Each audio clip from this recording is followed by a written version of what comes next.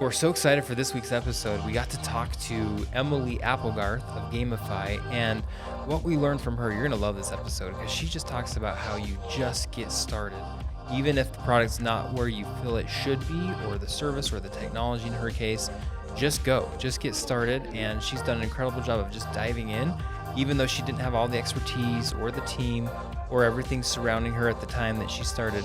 She went off, and you'll hear this story, she went off to Vegas and started a trade show, and I'm sure there was all sorts of nervousness and challenges there, but you're going to hear some cool things from Emily Applegarth. So with that, let's start the show. Welcome to this week's episode of the Midnight Founders Podcast. This week we have Emily Applegarth with Gamify, and they are gamifying the sales incentives for sales teams. So they're doing it for summer sales groups and just any sales team, right? Every industry beyond, right? That's right. The sky's the limit. And who doesn't need more Gamify in our lives? Let's be honest. Come on. I absolutely agree with that. Yeah. In fact, I loved your voicemail that I just got that said, we're out gaming right now, trying to beat our highest score. So if we didn't catch it, we'll call you back. Yeah, we like the corny voicemails for sure. I love it. I love it, Emily. It's good to have you here. Yeah, thank you For joining us. Yeah, we're excited to have you. So we would love to understand more about you, who you are as a founder, and also more about kind of what led you to this point. Is Gamify your first startup, or did you have a startup before that? Yeah, so it's kind of funny. My background is not what you would expect. So I majored in saxophone performance at BYU. So that's my background. You don't hear a lot of saxophone Yeah, players I these love the days. saxophone, right? That's cool. So I actually got really good at finding students from a pretty young age. So I was teaching saxophone from like the age of 15 and getting new students. And I loved like finding the new students and creating those relationships. And then I would find students for my friends, right? And so I learned apparently in music, it's not like normal to be good at finding students. It's like you're really good at being a musician or you're really good at business. And it's pretty rare to put them together. And so what I did is I started like finding students for my friends. And so I ended up starting a music school called Miles Ahead Music. So we were located in American Fork and had a building, and we had like 12 teachers and 100 students. And so I was doing that for a long time. Okay. Yeah. When did that start? So that started in 2018. Okay. And then did that for a long time, and COVID made that a little harder. Oh, no. So it kind COVID. of forced me to veer off into a different direction. Another COVID thing. Yeah. Go. So you pivoted from school to Gamify. Yeah. It's insane, right? So I ended up finding a job where I could still do Miles Ahead Music and then also do sales, right? So I found a job at a call center. It was actually pretty crazy because the base salary like paid for the babysitter, right? So I went in, was like, I got to make commission. I got to do good. That's scary. Didn't do that type of sales before, but it ended up working out really well and ended up leading us to Gamify.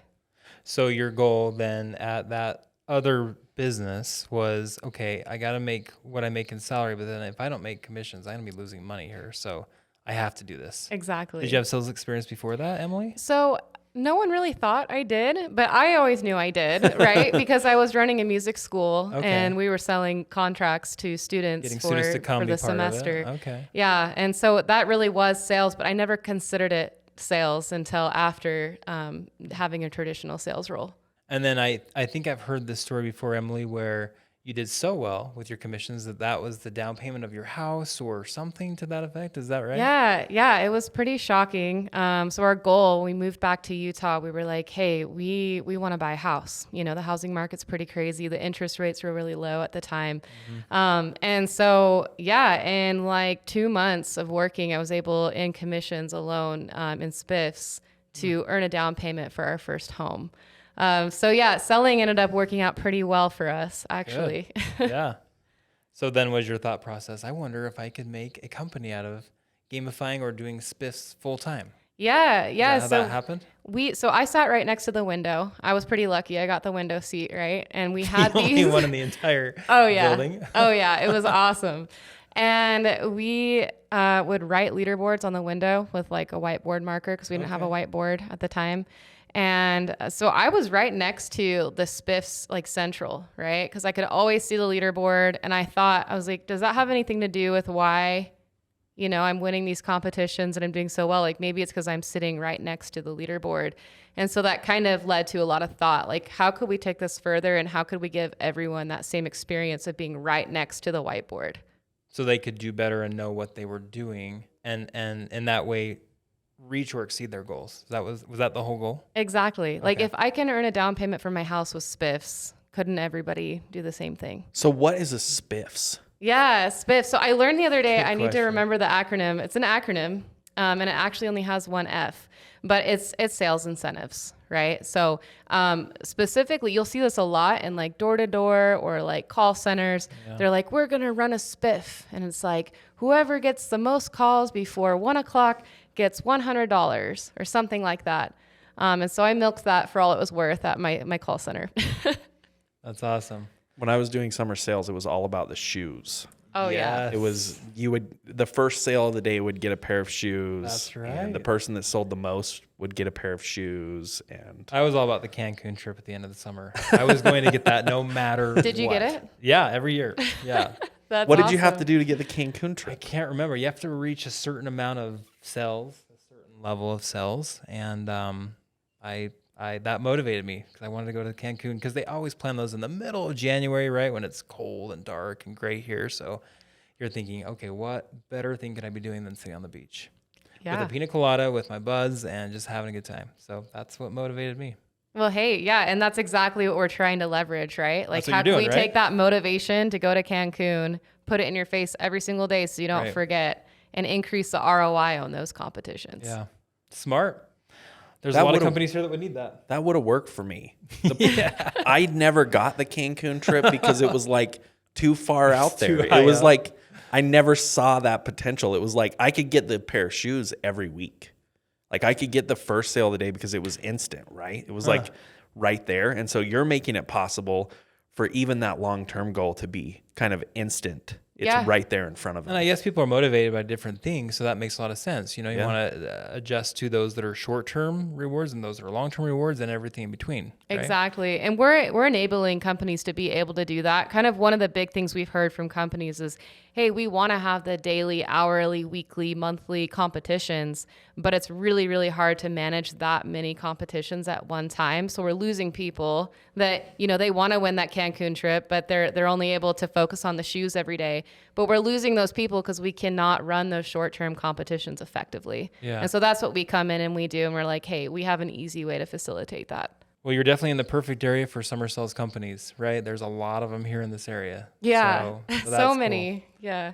cool. What has been the craziest thing you've seen in this industry, or as a founder, just cranking away, you know, all night long, making it happen? What has been the story that sets everything else apart? Yeah, you know what comes to mind first is so there's this big trade show. It's called Pest World, and everybody goes to it. And we knew we wanted to be in the pest control industry because they're running incentives like all It's the time. called Pest World. Yeah, it's called Pest World. It's like Just for Disney pests. World, but for pest control, right? Pest control.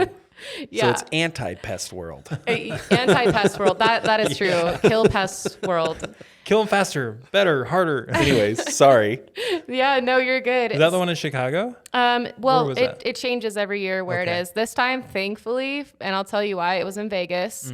But this year it's in Boston, and I think next year it's in Honolulu. So we're gonna be Oh. in Honolulu soon. Along that Nice. Cancun theme. I'm seeing a Yeah. theme here. There we go. Yeah, we're so excited, but we were glad it was in Vegas because we signed up I swear it was like 3 days before the event started. We're like, hey, do you guys have a booth available? And they're like, we have one left. And so we bought it and then went to Cougar Creations and printed off like the worst backdrop ever. Printed out some business cards, and then I got in my car and I drove to Vegas. And it was pretty crazy. Scrappy and making it happen, right? Yeah, but I'm really glad we went because it really launched Gamify. We consider that our launch date was at Okay. Pest World. So you're glad you did it. What would you have done differently? Because I understand you're coming off of another trade show just after this last weekend, and that one was a totally different experience. Yeah. So what what would was I the have done difference? differently? Yeah. I mean, could we have signed up for Rev Road sooner? Maybe that would be the difference. Rev Road helped us with this trade show that we just went to, SolarCon. And everybody was like, wow, your branding's so great. Like all of your materials are so professional. And I'm just thinking like, you should have seen us 6 months ago at Pest World because it was a very different experience. That's awesome. So progress there then for sure. Wasn't there Oh, yeah. something that used to be in the logo? I think I remember there's like some disconnect between you two about the logo. Yep. It was the toggle. It was the Nintendo toggle that's right. switch, Like the right? old Nintendo controller. And we were like, Emily, we love it and it's so cool, but it's gotta go. It's just not gonna show the right look for your company. And I think that was validated this past weekend. It was validated for sure because I was on a call with, I won't say the name of the company, but one of the larger solar companies in the nation. I was there at their headquarters and I looked at my computer because David, our CEO, joined over Zoom. And I could see our old logo. And it was so funny because now I look at it completely different. It kind of looks like a cross with a G in the middle with like a Trinity sign above it. So every time David would speak, it was like, it's God on the phone. And I was like, oh my gosh, I'm so glad that we changed our logo because it looked like religious or something. I always thought about it as Nintendo, you know, but now I see things a little differently. Yeah.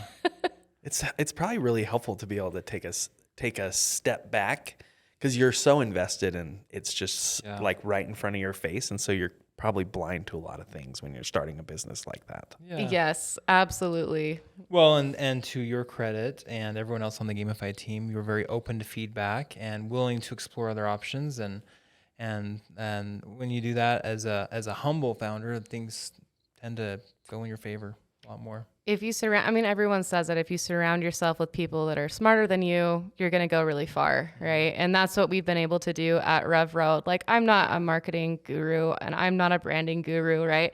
I know how to do sales and that's really, really helped us, but I'm really grateful for, the different teammates that we have that have really filled in for the gaps we have as a team. So before you started the music school, did you think that you had a gift in sales, or was it kind of a surprise to you, or did you kind of know that it was going to be okay?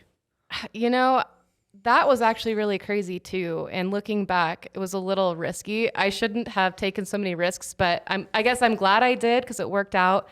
No, I didn't think I was good at sales. I was just like, I didn't even know it was sales. I was just like, I know how to find students. I can find students. And I really believe that. So we signed a year lease before we had the students lined up, right? And this was based off of like just our own like college income. We're like, yeah, we can float this for a month and then we're kind of screwed after that, right?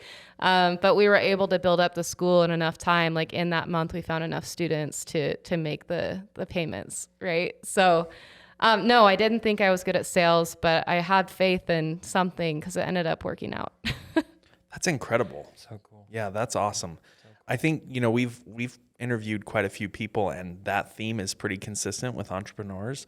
They're willing to kind of take a risk and bet on themselves, even if they don't have everything worked out. My dad started a cabinet shop, for instance, back in the 80s, and he started it without a truck.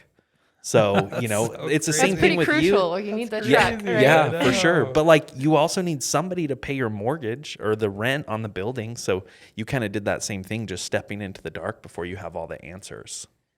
And I love that leap. I mean, I'm thinking about that first trade show in Vegas again. I'm sure you got to Vegas and you're like, oh my goodness, what am I doing here? And then you got on the trade show floor and you're like, what am I really doing here? And what was that experience like? I mean, sure, that was overwhelming, right? Yeah, we didn't know what we were doing at all, but we got there and we're like, hey, people come up and you just get their contact information and talk to them after the show, right? Like that's how it goes. And we weren't expecting a lot of people to come over to the booth. But we actually had one of the most successful booths at the trade show and ended up talking to several people after the event. I can't remember. It was like almost 100 people that we talked to after the event. So for us, that was huge because they're coming to us. We didn't have any like giveaways or anything like that. It was just, hey, if you like what we're about, if you like our product, talk to us. We don't really have anything else to give. So Emily, is that when you were using the arcade game in your booth? That's true. I did own a Mortal Kombat machine and I did take that with me. So I do think that attracted a few people over. Brilliant. Thinking a outside Mortal the box. Kombat machine, like a big, like Yeah, like an arcade game. Yeah. Oh, that's awesome. Yeah, we're nerds at my house. Who wouldn't come to that booth? Let's be honest. That's incredible. Yeah, it was really fun. Emily, this is so exciting to sit here with you, and also I'd love to just give credit to the fact that you're a female founder, right, and a mother of 2 children and a wife and everything, and that's always so cool for our listeners to hear. How do you balance all that in the crazy life of a founder? I don't know that I have the best advice for this. But like my kids are on this journey with me. My husband's on this journey with me. And so we've all had to make a lot of sacrifices. But really, I just get my husband to do a lot more than he thought he was going to do. Like every day, it's just a little bit more and a little bit more. And I think one day he's going to be like, Emily, like, what the heck are we doing here? But he's just super supportive. Like right now, he cleans the house. He does everything. He watches the kids. Like, it makes it possible for me to go after my dreams. But he knows, he's as invested in this as I am. And so we're in it together as a team. So I guess like my advice to people going into this, just make sure everyone in your household is bought in with you when you start a venture. Great. Love that. Yeah, I mean, we've got consistent messages from other guests as well that, starting with that point of understanding that it's going to be a really difficult road and you're going to have bumps and it's not a traditional 9-to-5 job. I think starting with that understanding and having everybody on the same page is crucial to success, because there is no 9-to-5 in entrepreneurship. No. Like, you're going to be on the phone late at night. You're going to have to take calls after hours. You're going to have to be willing to do stuff on the weekends. So with that, that's kind of the theme of the podcast. Is the Midnight Founders podcast. We're embracing that idea that it's not a 9-to-5. It's sometimes a 5 to 9, or some people have said you pick the 12 hours that you work every day. So with that idea, like what advice do you have, or what have you seen that's helped you guys be successful so far? The title of the podcast really resonates with me. I remember when I came to Rev Road the first time, they were like setting up 9 a.m. meetings. And I was like, yeah, I mean, I'm going to be there. Just keep in mind, like, I'm up till like 3 or 4 in the morning every single night working on this. That's still the case. That's not the case anymore. Okay, yeah. good. Thankfully, we have a few people helping us. And so I only work like 12 hours a day now. So it's not nearly, that it was. Yeah, not nearly as bad as it was before. But advice around like a schedule. Yeah, I just think find what works for you. And if you are going to work into the night, like, I honestly still have nothing against that. I think it's great. Like, if you want to work into the night, that's awesome. Just make sure you're getting enough sleep, because you'll think, I'm going to put everything into this. Like, I can skip meals, I can never sleep, and it will be fine. And then you're going to find yourself like talking weird in interviews, or you're going to be like stuttering or something that doesn't normally happen. And you're going to see your performance go down. And so it took that happening for me to finally say, you know what, like, I do need to get my 8 hours of sleep and eat meals and things like that. That's good. Good advice. Emily, you've recently put some additional information on LinkedIn. Tell us what that information was and how that's come about. So every month we've been growing like crazy. Like, every month is our best month, right? But this month we have 7x'd. So we are having the best month yet. That's a gamified month right there. Yeah, it's a gamified month for sure. And next month is going to be equally as amazing. And so, really excited about that. So good. You 7x'd this month. This month. So for our listeners, that would be like you guys made $10 in revenue last month and you made 70 in revenue this month. Yeah, except it was a little more than that. But yeah, exactly. That's incredible growth. Incredible. Yeah, it's been so amazing. And there's a lot of things that went into that. But I will say having a good team is really important, because once we got that team in place is when I really feel like we've been able to grow at this rate. And then just making sure, like, we're working with Rev Road, right? And so we knew this whole time as we were like creating this relationship with them that this growth would happen, but making sure and taking time on that relationship is so important. And that's what we did like the first 2 or 3 months with Rev Road. And then we got to this point where it was like, all right, we're ready to go. And then it just started exploding. And so, yeah, the relationships with your team are crucial into having that growth, I think. I was there when you pitched. Oh, really? Yeah.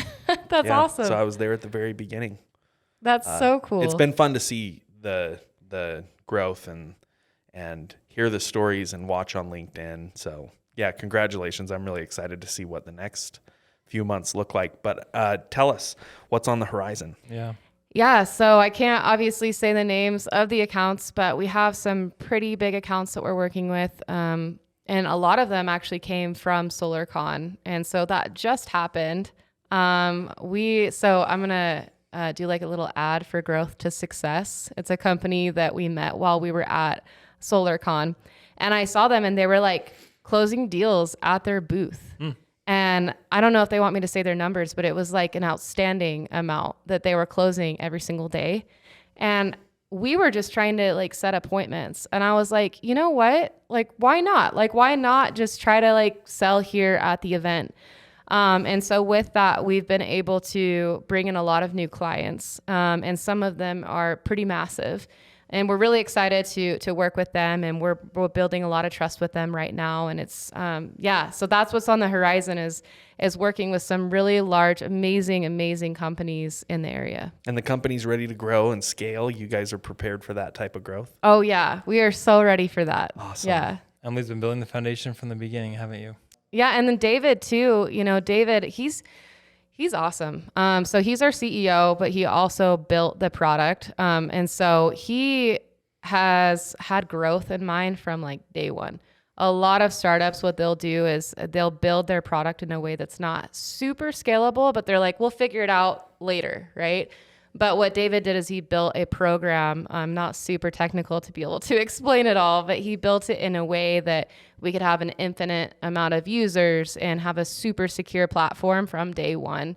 And so that's been really great because we haven't had any roadblocks going from, hey, we've been working with companies with under 100 people to now over 3,000 people.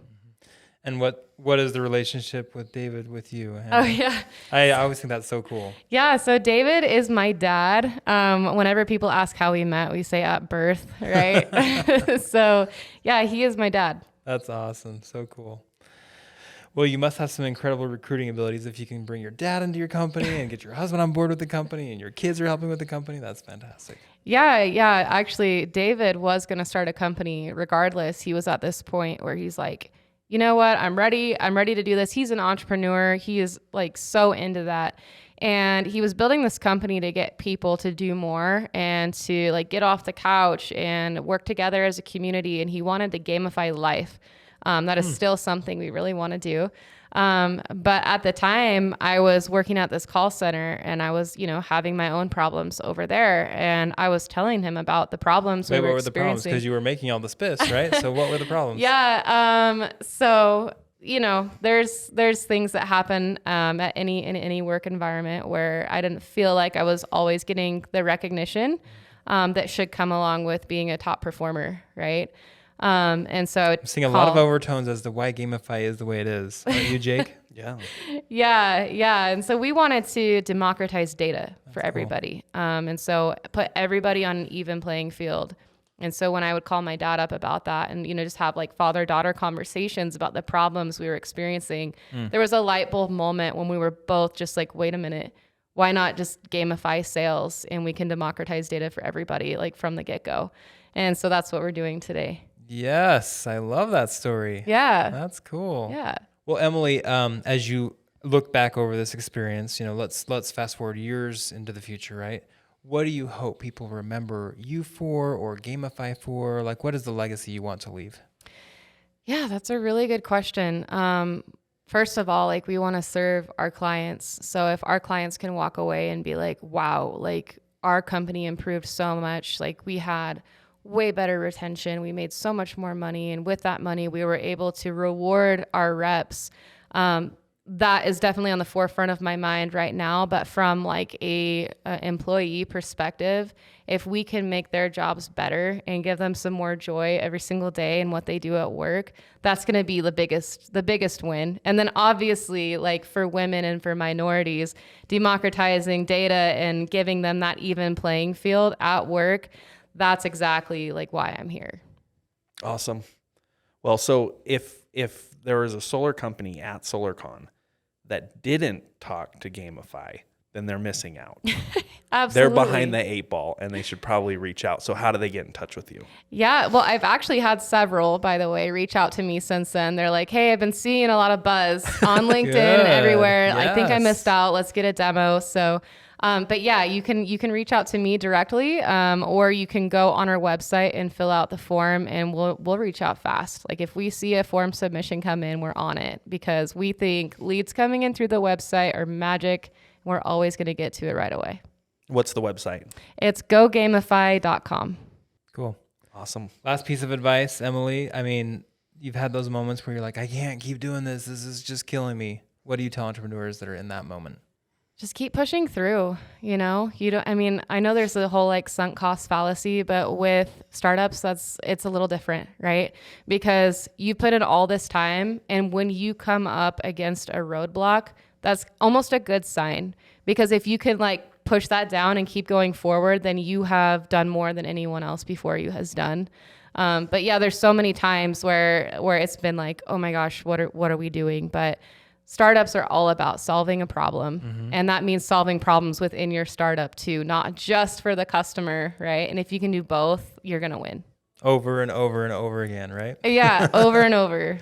That's awesome. Emily, thanks for coming to be part of our podcast today. Yeah, thank you for having me. We look forward to the awesome success that Gamify is going to have in the future. Thank you.